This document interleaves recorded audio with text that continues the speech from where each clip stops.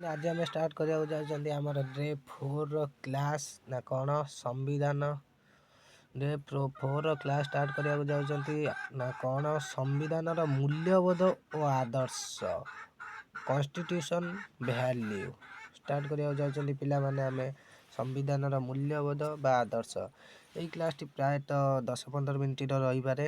Show friend ଆପଣମାନେ ଜାଣିଛନ୍ତି internal exam ସରିସାରିଲାଣି ସବୁ ୟୁନିଭର୍ସିଟିର। ସୋ ଏବେଠାରୁ ପଢ଼ାପଢ଼ି କରିବା ଷ୍ଟାର୍ଟ କରିଦିଅ। ମୁଁ ଜାଣିଛି +3 ଲାଇଫ୍ରେ ବହୁତ ଷ୍ଟ୍ରଗଲ୍ ଥାଏ, ବହୁତ ଷ୍ଟ୍ରଗଲ୍ ଆସେ +3 ଲାଇଫ୍ର। ଫ୍ୟାମିଲି ପ୍ରୋବ୍ଲେମ୍ ଏନ୍ଟା ସେନ୍ଟା ଏମିତି ଏଇ ପିଲାମାନେ କିଛି ତ ପଢ଼ିପାରନ୍ତିନି। ତେଣୁକରି ପିଲାମାନେ ଯେଉଁମାନେ ବି ଆଦୌ ବି ପଢ଼ିନାହାନ୍ତି ଏ ଚ୍ୟାନେଲ୍ରେ ପ୍ଲେଲିଷ୍ଟ କି ଫଲୋ କରି ଯାଅ। आराम से बढ़िया से बुझेछि, बढ़िया से आपण मैंने पढ़ी पारे, बढ़िया से प्रायतः गोटे दिन में आपण मैंने सिलेबस सारिकी बढ़िया से बढ़िया रेजल्ट करें। मिनिमम तो 50% आसिया धार्य।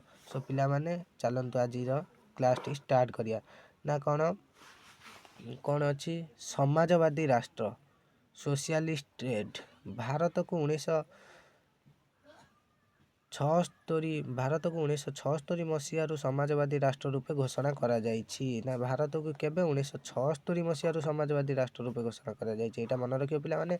इंडिया को 1976 मसीह समाजवादी राष्ट्र रूपे घोषणा करा जाइछि। या द्वारा राजनैतिक समाधान प्रतिष्ठा हेबो। या द्वारा कौन हेबो जो आमर 76 मसीह रु कौन करा जाइछि भारत को एक राष्ट्र समाजवादी राष्ट्र रूपे घोषणा करा जाइछि। यह द्वारा कौन हम यह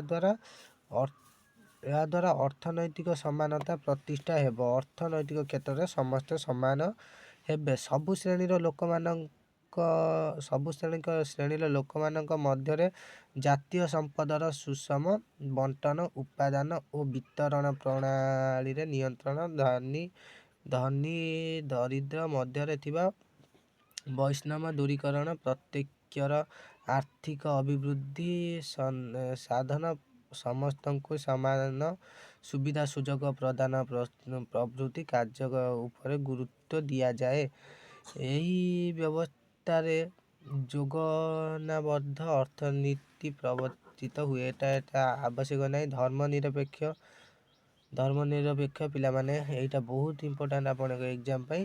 टिके पिला माने भलसे नजर रख, बहुत इंपोर्टेंट आपण मानक एग्जाम पाई ना। धर्मनिरपेक्ष कौन यह द्वारा राष्ट्र स्वतंत्र धर्म व्यवस्था नहीं।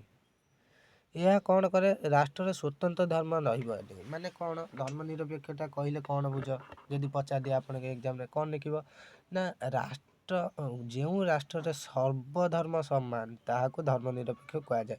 सबु धर्म सम्मान जोटी सेटा हला धर्मनिरपेक्ष। सबु धर्म एठारे समान। धर्म ग्रहण पाई नागरिक मानकर एठारे स्वाधीनता रही ना। गणतांत्रिक राष्ट्र डेमोक्रेसी स्टेट गणतांत्रिक राष्ट्र कौन एटा बहुत इंपोर्टेंट मध्य आपन एग्जाम पाई। एठारे शासन व्यवस्था परंपरा और आईन उपरे पर्यवसित प्रतिनिधिमूलक दायित्व शासन सार्वजनीन सबालक भोट व्यवस्था मौलिक अधिकार आदि वैशिष्ट्य यही व्यवस्था रे आइल खुंट सदृश एटा साधारण तंत्र कौन रिपब्लिक माने सबु लोक माने समान समस्ते समान लोक माने समान। भारत या संविधान को एक मागियाणिया संविधान मध्य कहा जाइछि जोंटी संविधान माने सबु लोक समान ताहाको स्वतंत्र साधारण तंत्र कहा जाए। एठी तुम देखि पारियो भारतर राष्ट्र मुख्य लोक मानक द्वारा परोक्ष भावे निर्वाचित होई शासन भावे ग्रहण करती। भारतर राष्ट्र मुख्य लोक मानक द्वारा परोक्ष भावे निर्वाचित होई शासन भावे ग्रहण करती। से उत्तराधिकार सूत्र रे पदवी हस्तांतर करती नहीं। राष्ट्र शासन संविधान अनुसार चले। राष्ट्र कौन करे शासन संविधान अनुसार चले। संविधान ना कौन स्वाधीनता फ्रीडम। स्वाधीनता कहले पिला माने तम निजर भी किछि गोटे आइडिया थिबो, निजर गोटे मानविकता थिबो। आपन निजे भी ग्रेजुएशन कलेनी किछि बुझी सुझी पाथले। स्वाधीनता ସ୍ୱାଧୀନତା କ'ଣ? ଫ୍ରିଡ଼ମ୍। ସ୍ୱାଧୀନତା ମାନେ କ'ଣ? ଆମେ ଏବେ ପଢ଼ୁଛନ୍ତି, ଆମକୁ ଏବେ ସ୍ୱାଧୀନତା ମିଳୁଛି ନା ମିଳୁନି? ସବୁ ଲୋକକୁ ସେମିତି ସ୍ୱାଧୀନତା ମିଳିବା ଆବଶ୍ୟକ। ସ୍ୱାଧୀନତା ଥିଲେ ହିଁ ବ୍ୟକ୍ତି, କିନ୍ତୁ ସ୍ୱାଧୀନତାର ମାନେ କ'ଣ? ଫ୍ରିଡ଼ମ୍ରେ ଆମେ ଖରାପ ବ୍ୟବହାର କରିବା ସେଟା ନୁହଁ, ଫ୍ରିଡ଼ମ୍ରେ ଆମେ ଭଲ ବ୍ୟବହାର କରିବା ସେଇଟାକୁ କୁହାଯାଏ ସ୍ୱାଧୀନତା। ବ୍ୟକ୍ତିର ବ୍ୟକ୍ତିତ୍ୱ ବିକାଶ ପାଇଁ ସ୍ୱାଧୀନତା ଆବଶ୍ୟକତା କରିଥାଏ। କ'ଣ? ବ୍ୟକ୍ତି ତା'ର ବ୍ୟକ୍ତିତ୍ୱକୁ ବିକାଶ କରିବ, ତା ବ୍ୟକ୍ତିତ୍ୱକୁ ଉପରକୁ ନେବ। ତମେ ଏବେ ପାଠ ପଢ଼ୁଛ, ତମେ ଚାହିଁଲେ ଏଇ ଫ୍ରିଡ଼ମ୍କୁ ୟୁଜ୍ କରିକି ତମେ ଆଗକୁ ବଢ଼ିପାରିବ। ହେଲେ ତମ ବାପା ଯେଉଁ କାମ କରୁଛନ୍ତି ତାଙ୍କୁ ଫ୍ରିଡ଼ମ୍ ମିଳୁଛି କି? ସେ ତମକୁ ପୋଷିବେ, ତମ ମାଆକୁ ପୋଷିବେ, ସମସ୍ତଙ୍କୁ ପୋଷିଲା ପରେ ତାଙ୍କୁ ବି ସେତିକି ଫ୍ରିଡ଼ମ୍ ମିଳୁନଥିବ ସେ ଆଗକୁ ଯିବା ପାଇଁ।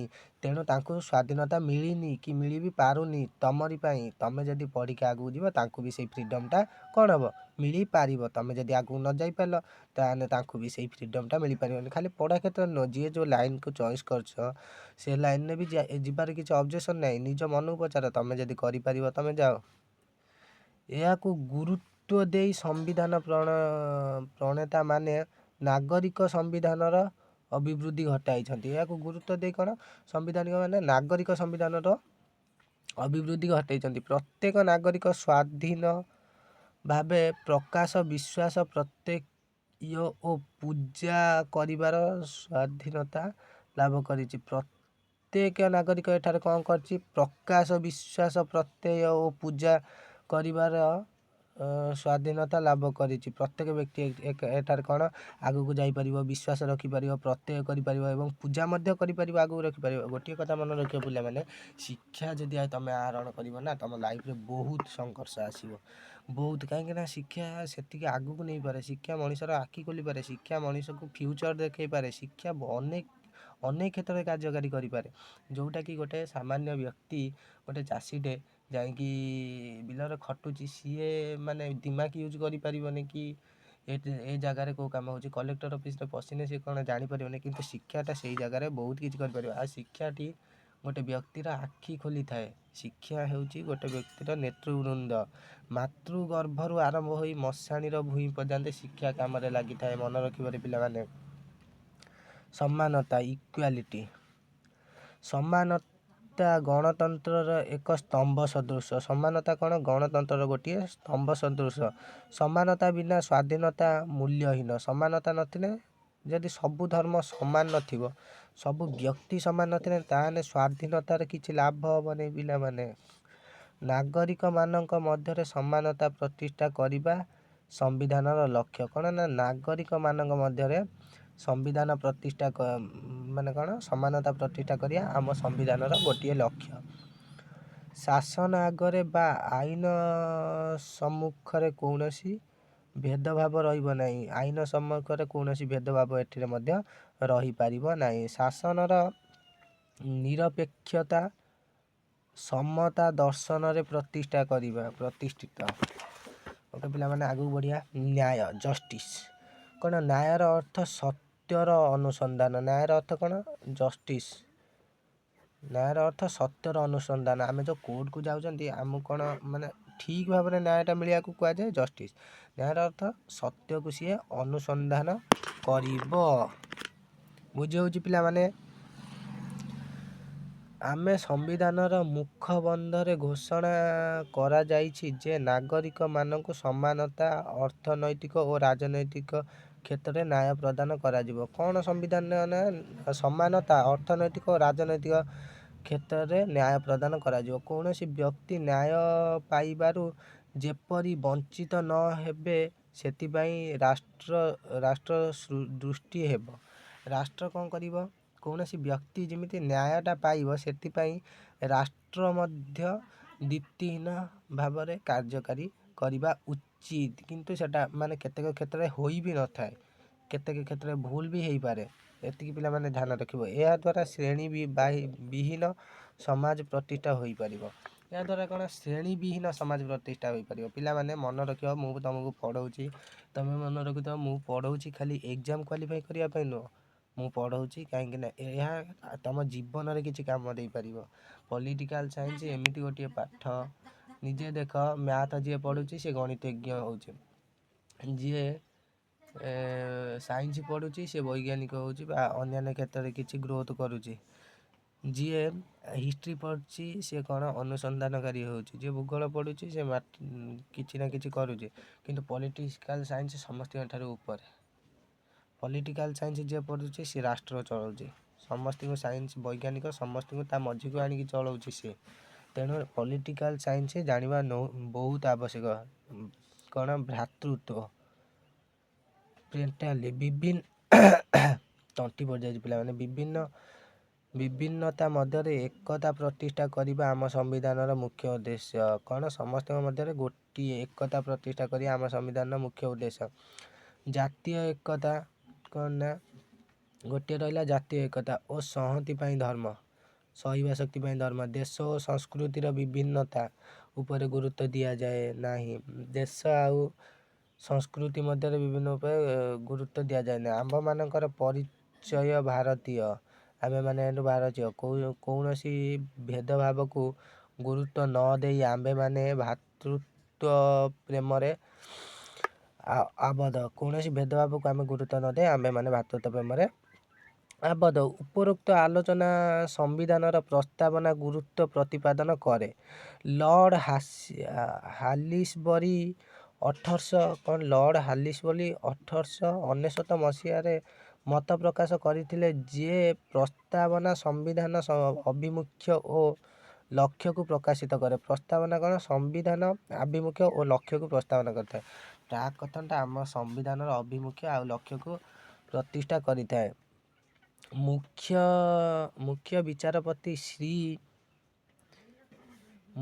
ବିଚାରପତି ଶ୍ରୀ ସୁବା ରାଓ 1967 ମସିହାରେ ପ୍ରସ୍ତାବନାକୁ ସମ୍ବିଧାନର ପ୍ରଣେତାମାନଙ୍କ ଆଦର୍ଶ ବା ଲକ୍ଷ୍ୟର ଏକ ବାସ୍ତବ ପ୍ରତିଫଳନ ବୋଲି ମତ ଦେଇଥିଲେ। କିଏ ଦେଇଥିଲେ? ନା 1966 ମସିହାରେ ପ୍ରସ୍ତାବନାକୁ ସମ୍ବିଧାନର ପ୍ରଣେତାମାନଙ୍କ ଆଦର୍ଶ ଓ ଲକ୍ଷ୍ୟରେ ଏକ ବାସ୍ତବ ପ୍ରତିଫଳନ ବୋଲି ମତ ଦେଇଥିଲେ। ବୁଝି ହେଉଛି ପିଲାମାନେ? ତାପରେ ଯିବା, ଏହା ଏକ ଦୃଢ଼ ସଂକଳ୍ପ ଓ ଅଙ୍ଗୀକାର। ଏହା କ'ଣ? ଗୋଟିଏ ଦୃଢ଼ ସଂକଳ୍ପ ଓ ଅଙ୍ଗୀକାର। ଏଗୁଡ଼ାକ ବେଶୀ ଇମ୍ପୋର୍ଟାଣ୍ଟ ନୁହେଁ। ଏଇଟା ଦେଖିବା ସମ୍ବିଧାନର ମୌଳିକ ବୈଶିଷ୍ଟ୍ୟ। ଏଇଟା ଦେଖିବା ଦୀର୍ଘତମ ଲିଖିତ ସମ୍ବିଧାନ। ଏଇଟା ପିଲାମାନେ ଦୀର୍ଘତମ ଲିଖିତ ସମ୍ବିଧାନଟା ଟିକେ ଇମ୍ପୋର୍ଟାଣ୍ଟ ରହୁଛି ଆପଣଙ୍କ ଏକ୍ଜାମ ପାଇଁ। ପୃଥିବୀରେ ଦୁଇ ପ୍ରକାର ସମ୍ବିଧାନ ଦେଖାଯାଏ। ପୃଥିବୀରେ ସାଧାରଣତଃ କେତେ ପ୍ରକାର ସମ୍ବିଧାନ ଦେଖାଯାଏ? ଦୁଇ ପ୍ରକାର। ଏକ ହେଲା ଲିଖିତ ସମ୍ବିଧାନ ଓ ଆଉ ଗୋଟେ ହେଲା ଅଲିଖିତ ସମ୍ବିଧାନ। ପୃଥିବୀରେ ସାଧାରଣତଃ ଦୁଇ ପ୍ରକାର ସମ୍ବିଧାନ ଦେଖାଯାଇଥାଏ। ଗୋଟେ ହେଲା ଲିଖିତ ସମ୍ବିଧାନ, ଅଲିଖିତ ସମ୍ବିଧାନ। ବୁଝିପାରୁଛନ୍ତି ପିଲାମାନେ? ଲିଖିତ ସମ୍ବିଧାନ ସଂଖ୍ୟା ଅନେକ। ଲିଖିତ ସମ୍ବିଧାନରେ ବହୁତ ସଂଖ୍ୟା ଥାଏ। ତନ୍ମଧ୍ୟରୁ ଆମେରିକାର ସମ୍ବିଧାନ ଏକ ଆଧୁନିକ ମାନେ କ'ଣ? ଗ୍ରୋଥ ଲିଖିତ ସମ୍ବିଧାନ। ଗ୍ରୋଥକାରୀ ଲିଖିତ ସମ୍ବିଧାନ। ଅଲିଖିତ ସମ୍ବିଧାନରେ ପ୍ରଚଳିତ ପ୍ରଥା ଓ ପରମ୍ପରାର ଗୁରୁତ୍ୱ ଯଥେଷ୍ଟ ଅଧିକ। ପ୍ରଚଳିତ ପ୍ରଥା ମାନେ କ'ଣ ଆଉ ପରମ୍ପରା ମାନେ କ'ଣ? ଆମର ଓଡ଼ିଆରେ ଗୋଟେ କଥା ନାହିଁ, 12 ମାସରେ 13 ପର୍ବ। 12 ମାନେ ନୂଆଖାଇ, ଇଏ ଗୋଟେ ପର୍ବ। ପ୍ରଚଳିତ ପ୍ରଥା, ନୂଆଖାଇରେ ଆମେମାନେ କ'ଣ କରନ୍ତି? ପିଠାପଣା ଖାଆନ୍ତି, ନୂଆ ଜିନିଷ ଖାଆନ୍ତି ଏବଂ ସାର୍ଟ ପ୍ୟାଣ୍ଟ କିଣନ୍ତି। ତାହେଲେ ସେଟା ଗୋଟେ ଆମର ପରମ୍ପରା। ବାସ୍। ଆଉ ଆମ ସଂସ୍କୃତି କଲଚର, ସେଇଟା ଇଏ କହିବାକୁ ଚାହୁଁଛି। ଏହି ସମ୍ବିଧାନରେ ମୁଖ୍ୟ 395ଟି ଧାରା, 12ଟି ଅନୁସୂଚୀ ଅଛି। କେତେଟି ଧାରା? 395ଟି ଧାରା ଆଉ 12ଟି ଅନୁସୂଚୀ ଏହି ସମ୍ବିଧାନରେ ଅଛି। ଏହା ପୃଥିବୀର ସର୍ବବୃହତ ସମ୍ବିଧାନ। କେଉଁ ସମ୍ବିଧାନ? ଭାରତର ସମ୍ବିଧାନ। ଭାରତର ସମ୍ବିଧାନରେ 395ଟି ଧାରା ଓ 12ଟି ଅନୁସୂଚୀ ଅଛି। ଏଇଟା ମନେ ରଖିବେ ପିଲାମାନେ। କ'ଣ? ଏହା ପୃଥିବୀର ସବୁଠାରୁ ବୃହତ ସମ୍ବିଧାନ ଭାରତର ସମ୍ବିଧାନ। ଏଭଳି ବୃହତ ହେବାର କାରଣ ନିମ୍ନରେ ଦିଆଯାଇଛି। ଏହା କାହିଁକି ବୃହତ? ଏଇଠି ଅଛି ପିଲାମାନେ, ଦେଖିଦେବା। କେତେକ ବିଦେଶୀ ସମ୍ବିଧାନର ମୁଖ୍ୟାଂଶ ଆମର ଆବଶ୍ୟକତା ଦୃଷ୍ଟିରୁ ଯୋଡ଼ା ଯାଇଛି ଏବଂ ସମ୍ବିଧାନକୁ ସ୍ପଷ୍ଟ, ସରଳ, ସହଜ ଓ ବୋଧଗମ୍ୟ କରିଛି। ବହୁତ ବିଦେଶୀ, ଯେମିତି ଆମେରିକାରୁ ଆମେ କିଛି ମାଗିକି ଆଣିଛନ୍ତି। ମୁଁ କହିଥିଲି ପ୍ରଥମରୁ ଭାରତର ସମ୍ବିଧାନକୁ ଏକ ମାଗି ଆଣିବା ସମ୍ବିଧାନ କୁହାଯାଏ। ସେ କାହିଁକି ଏତେ ବୃହତ ହେଲା? ସେ ଅନେକ ଜାଗାରୁ ଅନେକ କିଛି ମାଗି ଆଣିଲା ପରି ଆମ ସମ୍ବିଧାନ ୟୁଜ୍ କରିଛି। ଶାସନ ପାଇଁ ବ୍ୟବସ୍ଥାକୁ ଟିକିନିଖି କରି ଲେଖା ହେବା ସାଙ୍ଗେ ସାଙ୍ଗେ 1935 ଭାରତ ଶାସନ ଆଇନ ବହୁ ଅଂଶ ପ୍ରତିଫଳିତ କରିଛି। ମନେ ରଖିବ। ସଂଘୀୟ ବ୍ୟବସ୍ଥା ଫଳନରେ କ୍ଷମତାର ବଣ୍ଟନ କରାଯାଇ ସୁସ୍ପଷ୍ଟ ଭାବେ ଲିପିବଦ୍ଧ କରାଯାଇଛି। ଏଇଟା ମନେ ରଖିବ। ନାଗରିକମାନଙ୍କ ଅଧିକାର, କର୍ତ୍ତବ୍ୟ ଓ ରାଷ୍ଟ୍ର ନିର୍ଦ୍ଦେଶକ ନୀତି ପାଇଁ ସମ୍ବିଧାନ ସ୍ୱତନ୍ତ୍ର ବ୍ୟବସ୍ଥା କରିଛି। ଏଇଟା ମନେ ରଖିବ ପିଲାମାନେ। ତାପରେ ଆଂଶିକ ନମନୀୟ ଓ ଆଂଶିକ ଅନମନୀୟ, ପାର୍ଟଲି ରାଇଟ୍ ଆଣ୍ଡ ପାର୍ଟଲି ଫ୍ଲେକ୍ସିବଲ୍।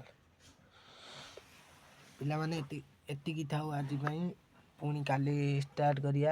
ଆମ ମାତ୍ରେ ଆହୁରି 1.5 ମାସ ଟାଇମ୍ ଅଛି। ଟିକେ ପଢ଼ାପଢ଼ି କରିକି ପିଲାମାନେ ଭଲସେ ଯିବା ଏକ୍ଜାମ୍ ଦେବାକୁ। ଭଲ 50-60% ମାର୍କ ରଖିକି ଆସିବା। ନହେଲେ ପିଲାମାନେ କିଛି ଲାଭ ହେବନି। ଜୟ ହିନ୍ଦ ରହୁଛି। ଜୟ ହିନ୍ଦ, ଜୟ Bharat. Please subscribe, like, comment please.